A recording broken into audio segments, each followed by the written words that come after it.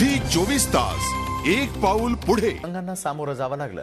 एक तर राष्ट्रवादी काँग्रेसच्या जिल्हा कार्यालयामध्ये ज्येष्ठ नागरिकांशी संवाद सुरू असताना अचानक कृष्णा नावाचा बालकामगार चहा घेऊन आला आणि सगळ्यांच्याच भुवया उंचावल्या.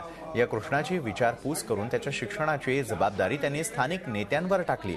तर या मेळाव्यात सुप्रिया सुळेंचं भाषण सुरू होण्यापूर्वी धरणगाव तालुक्यातील टहाकळी गावातल्या महिलांनी गावामधल्या दारूबंदी प्रश्नी 15 मिनिटं एकच गदारोळ केला. जोपर्यंत गावामध्ये दारूबंदी होणार नाही तोपर्यंत मतदान न करण्याचा निर्धार या महिलांनी व्यक्त केला. यावेळी पालकमंत्री गुलाबराव देवकर या प्रश्नात लक्ष घालतील असं सांगून सुप्रियांनी या महिलांची समजूत काढली. दरम्यान बालकामगार प्रश्नी सरकारनं कठोर धोरण स्वीकारण्याची गरज असल्याचं मत यावेळी सुप्रिया सुळेंनी व्यक्त केलं. बुटवाले होते ना, त्यांनी बोलून घेतलं चहा ते म्हणे, मग फोटो काढायला लागले म्हणून झालं. आणून घे, नाव टाकून घे म्हणे.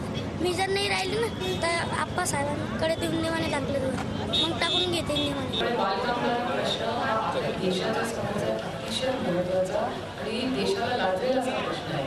आणि मला अभिमान वाटतो आपल्याला सांगताना की या राज्याचे गृहमंत्री माननीय आढळराव यांनी ज्या जातीने लक्ष घालून मुंबई ही कशी याच्यातून मुक्त होईल याच्यासाठी मग अनेक संस्था ज्या मुंबईमध्ये काम करतात, NGOs असतील किंवा प्रथम नावाची जी संस्था आहे त्या संस्थेची मदत घेऊन पोलिसांनी फार मोठं काम करूनही दाखवलेलं आहे. झी 24 तास एक पाऊल पुढे.